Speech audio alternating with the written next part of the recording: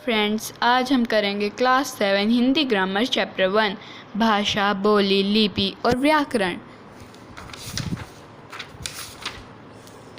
मनुष्य एक सामाजिक प्राणी है। सामाजिक प्राणी होने के साथ साथ वह विचारशील प्राणी भी है। मनुष्य जो है वो एक सामाजिक प्राणी है। सामाजिक प्राणी के साथ साथ वह एक विचारशील प्राणी भी है। अतः वह अपने भावों और विचारों को बोलकर या लिखकर प्रकट करता है। जो मनुष्य है वो अपने भावों और विचारों को बोल के या लिख के ही प्रकट करते हैं तथा दूसरों के भाव व विचारों को सुनता या पढ़ता है। और जो दूसरों के विचार होते हैं, भाव होते हैं, उनको सुनता है या पढ़ता है। इन्हीं विचारों को बोलकर या लिखकर प्रकट करने के साधन को भाषा कहते हैं। और जो यही विचार होते हैं जिनको हम बोलकर या लिखकर प्रकट करते हैं, प्रकट के साधन जो होते हैं, उनको ही भाषा कहते हैं। भाषा मनुष्य के मुंह से निकलने वाली वे सार्थक ध्वनियाँ हैं जो उसकी बात दूसरों तक पहुँचाने का कार्य करती हैं। भाषा एक वह ध्वनि है जो मुंह से निकलने वाली होती हैं, जो सार्थक ध्वनि होती हैं और जो उसकी बातों को दूसरे तक पहुंचाने का कार्य करती हैं। विचारों को बोलकर या लिखकर प्रकट करने के साधन को भाषा कहते हैं। जो विचार होते हैं उनको बोलकर या लिखकर प्रकट करते हैं जब, तो उसे ही भाषा कहते हैं। भाषा के मुख्यतः दो रूप होते हैं, मौखिक भाषा, लिखित भाषा। मौखिक भाषा जब हम बोलकर अपने मन के विचारों को दूसरे के सामने प्रकट करते हैं तो उसे मौखिक भाषा कहते हैं। जब हम अपने विचारों को, भावों को बोलकर प्रकट करते हैं, दूसरों के सामने प्रकट करते हैं, उसी भाषा को हम मौखिक भाषा कहते हैं। आपस में आमने सामने या फ़ोन पर बातचीत करना, एग्ज़ाम्पल ले लो, आपस में आमने सामने बात करना या फ़ोन पे बातचीत करना या टीवी देखना भाषा के मौखिक रूप हैं। लिखित भाषा जब हम लिखकर अपने विचारों को प्रकट करते हैं तो उसे लिखित भाषा कहते हैं। जब हम अपने विचारों को लिखकर भेजते हैं, जैसे पत्र हो गया, पत्र लिखकर भेजते हैं, तो उन्हें ही हम लिखित भाषा कहते हैं। पुस्तक या समाचार पत्र पढ़ना, पुस्तक और समाचार पत्र जो होते हैं वो लिखाए होते हैं, तो इसलिए लिखित भाषा कहलाता है वो। या पत्र व्यवहार करना भाषा के लिखित रूप हैं। या फिर जो पत्र होते हैं उनको लिखना, वो भी भाषा का लिखित रूप है। राजभाषा किसे कहते हैं? राजभाषा का अर्थ है संविधान द्वारा स्वीकृत सरकारी कामकाज की भाषा। राजभाषा का मतलब होता है संविधान के द्वारा जो स्वीकृत सरकारी कामकाज की भाषा होती है। वो किसी देश का सरकारी कामकाज जिस भाषा में करने का निर्देश संविधान द्वारा प्रदान किया जाता है वह उस देश की राजभाषा कहलाती है। किसी भी देश का जो सरकारी कामकाज होता है जिस भाषा में करने का होता है का निर्देश संविधान द्वारा प्रदान किया जाता है, उसे ही हम देश की राजभाषा कहलाते हैं। 14 सितंबर 1949 को संविधान सभा द्वारा हिंदी को भारत की राजभाषा घोषित किया गया है।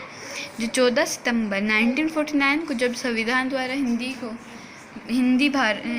को भारत की राजभाषा घोषित किया गया था, इसलिए हम लोग प्रतिवर्ष 14 सितंबर को हिंदी दिवस मनाते हैं। इसलिए तो हम हिंदी दिवस मनाते हैं 14 सितंबर को। मातृभाषा जो भाषा बच्चा सबसे पहले अपनी माँ से सीखता है उसे मातृभाषा कहते हैं। जैसे जब छोटे छोटे बच्चे होते हैं वो अपनी माँ से जो पहली बात सीखते हैं तो उसे ही मातृभाषा कहलाते हैं। बोली किसी छोटे से क्षेत्र में बोली जाने वाली भाषा को बोली कहते हैं। कोई छोटा क्षेत्र जैसे करनाल, कुरुक्षेत्र आदि, इनमें बोली जाने वाली भाषा को बोली कहते हैं। भाषा का क्षेत्र विस्तृत होता है। जो भाषा का जो क्षेत्र होता है वो विस्तृत होता है। सबकी बोली का क्षेत्र सीमित होता है। जो सबकी बोली होती है उनका क्षेत्र भी सीमित होता है। आमतौर पर बोली का नाम स्थान के आधार पर ही रखा जाता है। कई बार जो होता है बोली का नाम स्थान के आधार पर ही रखा जाता है बस। जैसे जो भाषा हरियाणा में बोली जाती है उसे हरियाणवी, तथा जो भाषा राजस्थान में बोली जाती है उसे मेवाती, मारवाड़ी या जयपुरी बोली के नाम से जाना जाता है। बोली भाषा का मौखिक रूप होता है, यह साहित्यिक भाषा नहीं होती। लिपि मौखिक ध्वनियों को लिखकर प्रकट करने के लिए निश्चित किए गए चिन्हों को लिपि कहते हैं। जो मौखिक ध्वनियाँ होती हैं उनको लिखकर प्रकट करते हैं। जब उन्हीं निश्चित चिन्हों का जो प्रयोग होता है उन्हें लिपि कहते हैं। हर भाषा की अपनी लिपि होती है। जैसे कि जो लिपि होती है वो हर एक भाषा की अलग अलग होती है। हमारी हिंदी भाषा की लिपि देवनागरी है।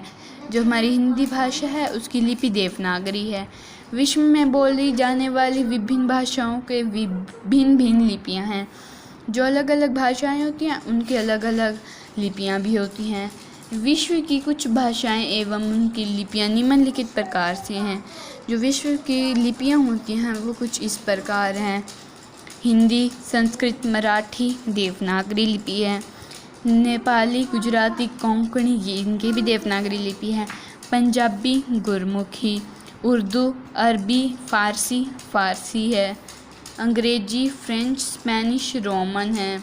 रूसी, बुल्गेरियन रूसी है। व्याकरण का अर्थ क्या है? भली प्रकार से समझना। व्याकरण का अर्थ है भली प्रकार से समझना। व्याकरण वह शास्त्र है जो हमें भाषा को शुद्ध रूप में बोलना, पढ़ना और लिखना सिखाता है। व्याकरण एक वह शास्त्र है जिससे हम बोलना, पढ़ना और लिखना एक शुद्ध रूप से सीख जाते हैं। भाषा और व्याकरण का एक दूसरे से गहरा संबंध होता है। भाषा और व्याकरण जो है उनका एक दूसरे से बहुत ज़्यादा गहरा संबंध होता है। व्याकरण ही हमें भाषा के शुद्ध व अशुद्ध रूप की पहचान कराता है। व्याकरण जो है वही तो हमें भाषा के शुद्ध और अशुद्ध रूप की पहचान कराता है। व्याकरण के अंग। व्याकरण के 4 अंग होते हैं। वर्ण विचार, सेकंड शब्द विचार, थर्ड पद विचार, फोर्थ वाक्य विचार। वर्ण विचार किसे कहते हैं? इसके अंतर्गत वर्णों के उच्चारण एवं लेखन के नियमों का अध्ययन किया जाता है। वर्ण विचार इसके जो अंतर्गत वर्णों का उच्चारण, लिख के नियमों का अध्ययन किया जाता है।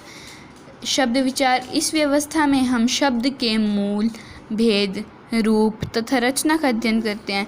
ये व्यवस्था होती है इसमें जो शब्द होता है उसका मूल होता है, जो भेद होते हैं, जो उसके रूप होते हैं, जो उसकी रचना होती है, उसका अध्ययन करते हैं। पद विचार इसके अतिरिक्त संज्ञा, सर्वनाम, विशेषण और क्रिया आदि का अध्ययन किया जाता है। जो ये पद विचार है इसमें संज्ञा, सर्वनाम, विशेषण और क्रिया इन सब का अध्ययन किया जाता है। वाक्य विचार इसके अंतर्गत वाक्य संरचना, वाक्य भेद, वाक्य रूपांतरण आदि विषयों का अध्ययन किया जाता है। जो वाक्य विचार है इसमें जो वाक्य की संरचना होती है, वाक्य के भेद होते हैं, वाक्य का रूपांतरण होता है और आदि विषयों जैसे बहुत सारे होते हैं वाक्य के, तो उनका अध्ययन किया जाता है। अब हम करेंगे एक्सरसाइज।